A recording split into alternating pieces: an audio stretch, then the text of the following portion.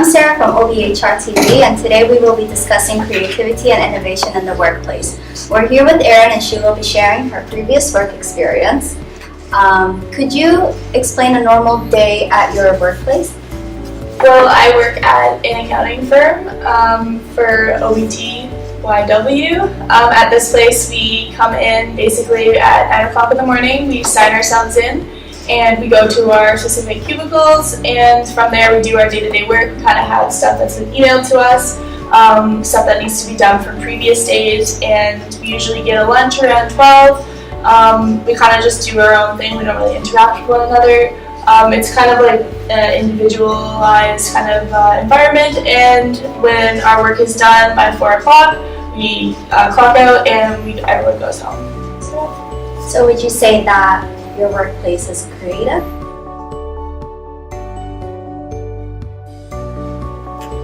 What is creativity? Creativity is the mental and social process fueled by conscious or unconscious insights of generating ideas, concepts, and associations.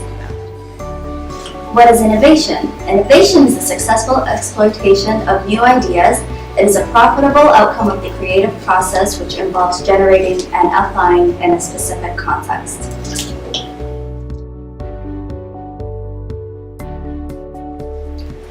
Over the last decades, innovation and creativity have become critical skills for achieving success in the business world.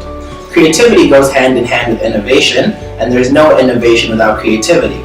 While creativity is the ability to produce new and unique ideas, innovation is the implementation of that creativity. In the modern business world, creativity and innovation within an organization are valued highly, for they are synonymous with the company's success. Creativity improves the process of solving problems, and the implementation of the solutions is what gives companies their competitive edge in their markets, helping to improve both productivity and profitability. Organizational culture is groups of people that influence each other, which has an impact on performance in an organization that separates them from one organization. Within the organization, the creativity provided should be helpful to the overall culture of the organization goals. Employees should be creative, collaborative, and use critical thinking process to be able to be as creative as possible. Organizations should be encouraging their employees to explore without fear of failing the task at hand. Employees should be able to stimulate their own activities, communicate their ideas and feelings with self-confidence while following their intuition to do the best they can. At Microsoft, they believe in empowering their employees to reach a higher goal at a global level and achieve more to make a difference. Their mindset in the company is to ask questions, take risks, and build on each other's ideas. They know that failure happens along the way. Workers seek to bring solutions to the problems that their customers bring to them and learn to improve their services, which leads them to innovation and breakthroughs along their research. They value the diverse perspective for innovation of better products.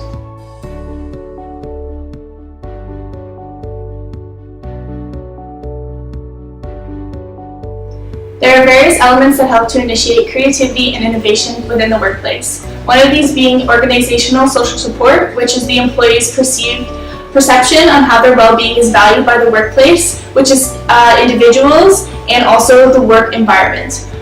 This can be people like coworkers and supervisors. In essence, the organization as a whole. Overall, organizational social support looks at the way in which an employee is supported emotionally, through material aid, information-wise, and with appraisal from both their supervisor and coworkers. This supports creativity in the workplace by increasing the workers' motivation and their overall interest for the job. For instance, Egon states that support of leadership helps develop creativity by encouraging the idea generation through receiving these ideas in an attentive way and also a receptive way, evaluating these ideas in a fair and supportive way, and from there allowing for their workers to be willing to try out things like new ideas. In essence, when a leader such as a supervisor is a good role model for their workers by providing goals, settings, and giving values to employees' contributions, it enhances the confidence of their ability and overall the outcome of their work. This leads to the worker to feel as if they are fully capable in doing their work and have the support to take risks and be creative in the workplace. Additionally, creativity in the workplace can be stimulated by support of also coworkers. This is because when an employee has a positive relationship with one another, they are able to fulfill each other's needs and self-growth by learning valuable skills from one another, which help to reinforce their desire to develop their creativity and innovation in the workplace. For instance, Apollo and Sia and Shalu discussed that supportive coworkers allow for smart solutions and ideas to be shared, and thereby encouraging various experiences that lead to creative performance. And an individual who feels empowered by their support system increases the extent to which they will take on creative roles for themselves personally. Essentially, when an employee feels that they have the ability to act creatively because of this close support system, they will take on innovative behaviors in the workplace, and along with this, a healthy relationship with one coworker can increase job satisfaction and in return improve the creativity in the workplace by investing a greater interest in the job. So overall, creativity and innovation in the workplace is closely associated to the social support that surrounds the employee, which allows for the coworker to feel confident in conducting their work in a creative and innovative manner.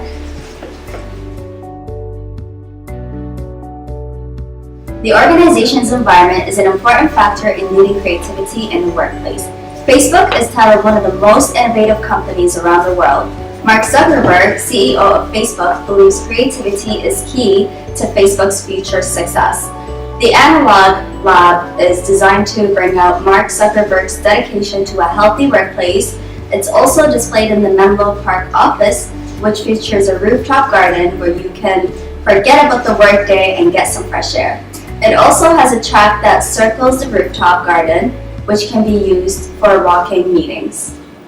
Continuing this focus on health and movements, Facebook offers their employees adjustable desks so that they can stand while working.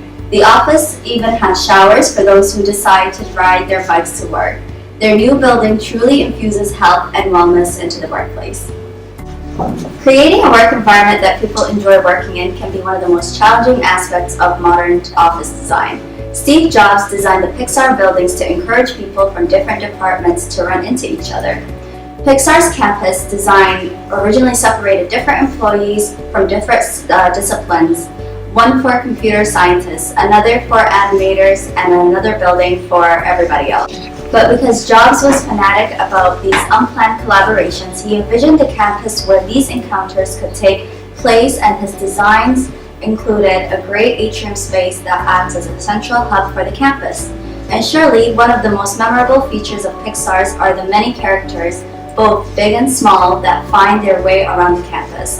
Outside, you'll find a huge version of Lexo Jr., while the cast of The Incredibles and Monsters Inc. can be found within the atrium.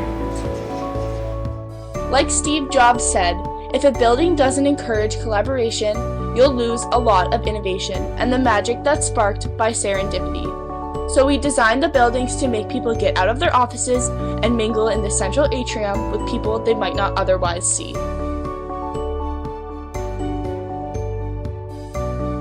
Another factor affecting creativity and innovation within the workplace is organizational focus. The present focus of an organization directly affects the levels of creativity and innovation within the organization. Companies are usually structured to address current needs of their customers, and this does limit the level of innovation within these organizations. Companies should instead place a greater focus on the emerging needs of their customers, and this will encourage growth and productivity within that organization. Take Tesla for example. That's Tesla Motors under CEO Elon Musk. They are ranked number 1 on the Forbes Most Innovative Companies of 2016 list. Their whole business model is not based on current consumer needs, but emerging needs. So they only manufacture zero-emission electric cars. Tesla's core skill, however, is the software technology it offers its consumers, such as autopilot driving. And so Tesla has single-handedly forced the entire automotive industry to enter the high-tech world, a place where the main focus is on innovation.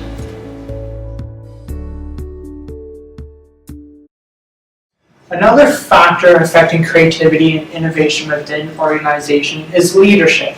And so the question does have to be asked, how many leaders does one organization need to thrive?